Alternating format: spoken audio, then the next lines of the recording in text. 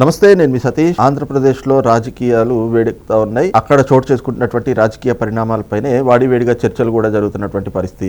ప్రధానంగా చూస్తే అధికారం కోల్పోయినటువంటి వైఎస్ఆర్ కాంగ్రెస్ పార్టీ, ఆ పార్టీ అధినేత జగన్మోహన్ రెడ్డి వ్యవహరిస్తున్నటువంటి తీరుపైనే పెద్ద ఎత్తున చర్చలు కూడా జరుగుతున్నటువంటి నేపథ్యంలో మరి ఆ చర్చల వెనకాతలు ఉన్నటువంటి కారణాలు ఏమిటి, అసలు ఆ చర్చలపై ఏ రకమైనటువంటి పరిణామాలు చోటు చేసుకునేటువంటి అవకాశం ఉంది అనేటువంటి అంశాలు మనతో విశ్లేషించేందుకు ప్రముఖ రాజకీయ విశ్లేషకులు కొత్త రవీంద్ర బాబు గారు ఉన్నారు. సార్ నమస్తే. నమస్తే సార్. ముఖ్యంగా ఇటు ఆంధ్రప్రదేశ్లో అటు తెలంగాణ రెండు చోట్ల కూడా అసెంబ్లీ సమావేశాలు అనేటువంటిది ముఖ్యంగా వాడివేడిగా జరుగుతున్నాయి. అయితే ఈ సమావేశాల్లో ప్రధానంగా చర్చకు వచ్చినటువంటి అంశం, హైలైట్ అయినటువంటి అంశం ఏంటి అంటే, అటు ఆంధ్రప్రదేశ్లో జగన్మోహన్ రెడ్డి గారు గవర్నర్ ప్రసంగం రోజున ఒక్కసారి అసెంబ్లీకి వచ్చి వెళ్ళారు. ఇక రానని ఆయన ప్రకటించేశారు. ఇక్కడ ఇప్పటి వరకు 18 నెలలుగా అసెంబ్లీకి రాని కేసీఆర్ గారు మరి ఆయన కూడా గవర్నర్ గారి ప్రసంగం రోజున హాజరయ్యారు. కానీ ఈ రెండింటికి మధ్యన వ్యత్యాసం చూడొచ్చు.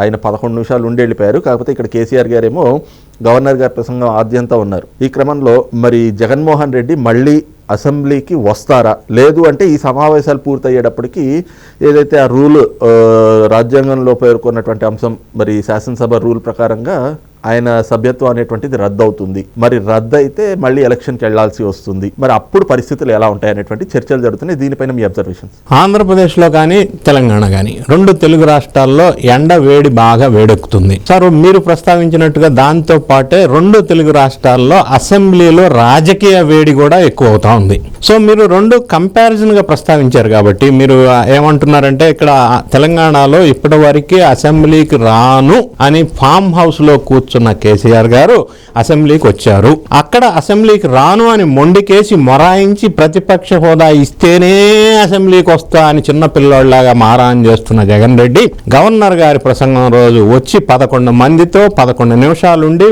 పారిపోయాడు. సో ఈ రెండింటిని కంపేర్ చేయవలసి వచ్చినప్పుడు ఇక్కడ చాలా భావస్వారూప్యత ఉన్నాయి కొన్ని అంశాల్లో, కొన్నిట్లో విభేదాలు ఉన్నాయి ఈ ఇద్దరు నాయకుల మధ్య. సో ఒక్కసారి మనం ప్రస్తావన చేస్తే, కేసీఆర్ గారు ఉద్యమ నాయకులు, మంచి స్ట్రాటజిస్ట్, బాగా మంచి వ్యూహకర్త. ఉద్యమం ఎప్పుడు ఉవ్వెత్తున లేచి సడన్ గా డ్రాప్ అయినప్పుడు వ్యూహాత్మకమైన మౌనం వహించి మళ్ళీ టైం తీసుకొని రైట్ టైం రైట్ డెసిషన్ మళ్ళీ ఉవ్వెత్తున ఉద్యమాన్ని లేపి హింస లేకుండా తెలంగాణ ఉద్యమాన్ని నడిపించిన వ్యూహకర్త కేసీఆర్. అయితే కేసీఆర్ గారు పరిపాలించిన 10 సంవత్సరాల కాలంలో తెలంగాణలో ఎవరూ ఊహించని, ఎక్స్పెక్ట్ చేయని పథకాలు ప్రవేశపెట్టిన మాట వాస్తవం. హైదరాబాద్ కానీ తెలంగాణ కానీ చాలా వరకు డెవలప్మెంట్ దిశగా ముందుకెళ్ళిన మాట వాస్తవం. సరే, అందులో అవినీతి జరిగింది, కాళేశ్వరం ప్రాజెక్టు, రైతు బంధుల అవినీతి, వీటి గురించి మనం వెళ్ళొద్దు. ఓవర్ అవుట్లైన్ జస్ట్ ఒకసారి చూద్దాం. సో ఆ విధంగా వెళ్ళినప్పుడు మరి ఎందుకు ఓడిపోయారు? ఇక్కడ మళ్ళీ భావ సారూప్యత ఉంది. ఇక్కడ కేసీఆర్ గారు ఓడిపోవటానికి, ఆంధ్రప్రదేశ్లో జగన్ రెడ్డి గారు ఓడిపోవటానికి.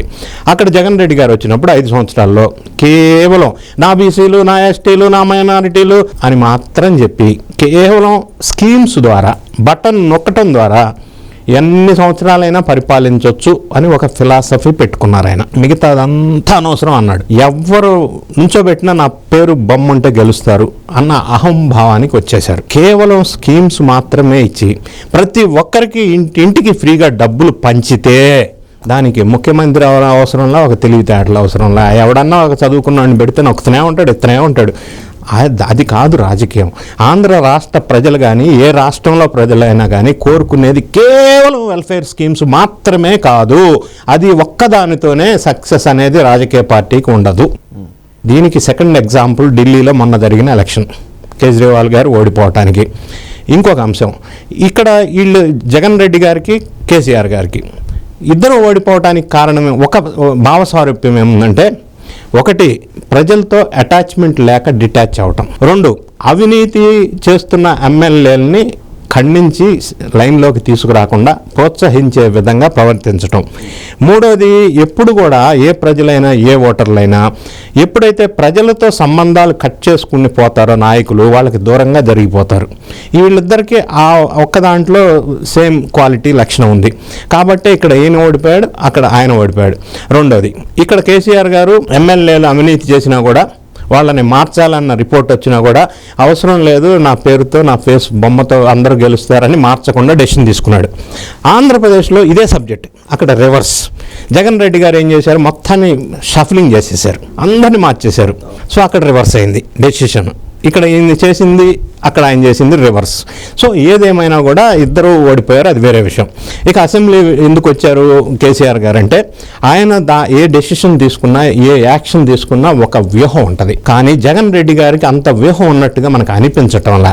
సో 11 మంది ఎమ్మెల్యేలను గెలిచినప్పుడు రియలైజేషన్ వచ్చి, ఎందుకు ఇంతమందిని గెలిపించుకోలేకపోయాను నేను, 151 నుంచి 11కి ఎందుకు వచ్చాం అనేది నిజమైన విశ్లేషణ చేసుకోకుండా, మరీ ముఖ్యంగా ప్రస్తావించవలసి వస్తే నిన్న సాయిరెడ్డి గారు ప్రెస్ ముందు మాట్లాడిన మాటని ఇందులో కనెక్ట్ చేసుకుంటా నేను. ఒక కోటరీ వల్ల, ఆ కోటరీ మాటే వినటం వల్ల అక్కడ జగన్ రెడ్డి గారు ఓడిపోయారు. ఇది సాయిరెడ్డి గారి స్టేట్మెంట్. అది ఏటు కదా, ఈయన సహజీవనం చేసిన వ్యక్తి కదా, జైల్లో కానీ బయట కానీ అవకతవకతలో కానీ అక్రమాల్లో కానీ. సో ఆయన ఇచ్చిన స్టేట్మెంట్ కూడా అది కరెక్టే, వాస్తవం ఉంది సాయిరెడ్డి గారు చెప్పిన దాంట్లో. ఈ కోటరీని మాత్రమే నమ్మి ప్రజలతో ఎప్పుడైతే డిస్కనెక్ట్ అవుతారో నాయకులు, వాళ్ళని గెలిపించరు. సో ఇంకొక విషయం మనం ప్రస్తావన తీసుకుందాం. జగన్ రెడ్డి గారు అసెంబ్లీకి రాకపోతే, ఇప్పుడు ఆర్టికల్ 101 ఏం చెప్తుందంటే, ఎమ్మెల్యే ఎక్కడైనా, ఏ అసెంబ్లీ అయినా, ఏ పార్లమెంట్ అయినా continuous 60 days absent without prior permission తీసుకుంటే అది ఓకే. ఇప్పుడు జగన్ రెడ్డి గారు అసెంబ్లీకి వెళ్ళనని మొరాయిస్తున్నాడు, ప్రతిపక్ష హోదా ఇవ్వలేదంటున్నాడు. అసలు ప్రతిపక్ష హోదా ఇవ్వాల్సింది ఎవరు? ప్రజలు ఓట్లు వేస్తే, సీట్లు వస్తే అప్పుడు ప్రతిపక్ష హోదా వస్తుంది. అది అందరికీ తెలుసు, ఆయనకు కూడా తెలుసు, తెలియదని నేను అనట్లా. కానీ ఈ కొత్త డ్రామాకి తెరలేపాడు. సరే వచ్చాడు, 60 days ఆబ్సెంట్ అయితే ఏం చేయాలి? పర్మిషన్ తీసుకోవాలా? పర్మిషన్ ఇచ్చేది ఎవరు? అచ్చెన్నాయుడు, రఘురామకృష్ణరాజు. వాళ్ళని పర్మిషన్ అడుగుతాడా? అడగడు. సో పర్మిషన్ లేకుండా ఆబ్సెంట్ అయితేనేమో ఎమ్మెల్యే సీట్ ఉండదు. కాబట్టి 60 days అంత గ్యాప్ రాకూడదు. కాబట్టి ఈయన మొన్న గవర్నర్ ప్రసంగం రోజు, అసెంబ్లీ తొలి రోజు అటెండ్ అయ్యాడు. కానీ ఇక్కడ ఇంకొక విశేషం ఉంది. వాళ్ళకి, ఆయనకి ఎవరు గైడ్ చేశారో, పొన్నమూల సుధాకర్ రెడ్డి లాంటి లాయర్ ఎవరో గైడ్ చేసి ఉండొచ్చు. ఇక్కడ ఇంకొక అంశం ఏంటంటే, గవర్నర్ ప్రసంగం రోజు అటెండ్ అయిన దాన్ని అటెండెన్స్గా పరిగణలోకి తీసుకోరు.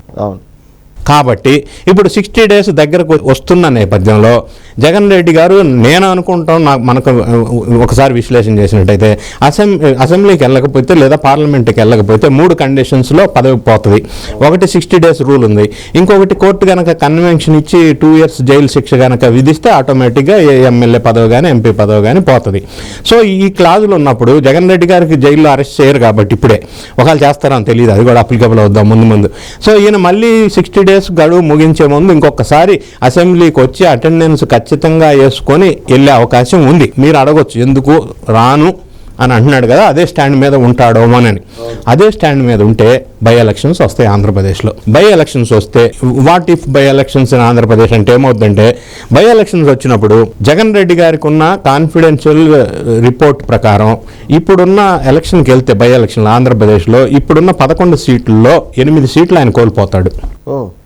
ఆ విషయం ఆయన ఇంటెలిజెన్స్ రిపోర్ట్, ఆయన దగ్గర ఉన్న సమాచారం, మనకి తెలియవచ్చిన సమాచారం. కాబట్టి ఇప్పుడు అసెంబ్లీకి వెళ్లకుండా ఎమ్మెల్యే పదవులు కోల్పోయి బై ఎలక్షన్కి వెళ్ళి ఆ రిస్క్ తీసుకొని అబాసు పాలై పార్టీని సమాధి చేసే డెసిషన్ జగన్ రెడ్డి గారు తీసుకోరు. అది రూల్ అవుట్. కాబట్టి ఎట్టి పరిస్థితుల్లో 60 days ముందు అసెంబ్లీకి ఒకసారి వెళ్ళి అటెండ్ అయ్యి బయటకు వస్తారు.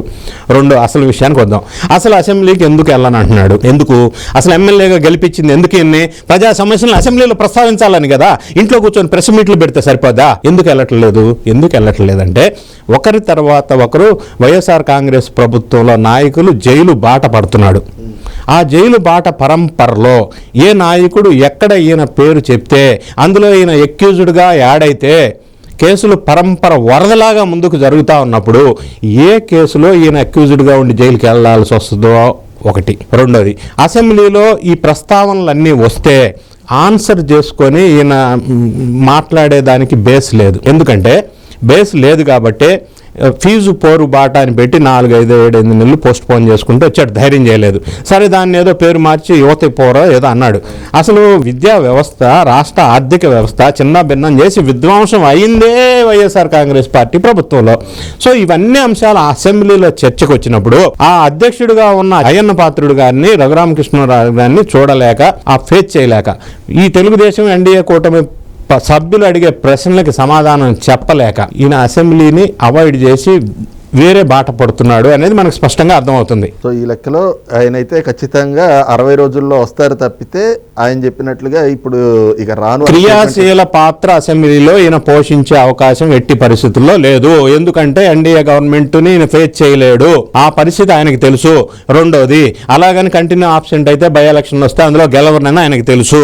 కాబట్టి పీరియడ్ అయిపోయేలో మళ్ళీ ఒకసారి వచ్చి అటెండెన్స్ వేసుకొని వెళ్ళే అవకాశం అయితే ఖచ్చితంగా అనిపిస్తూ ఉంది. Right, thank you.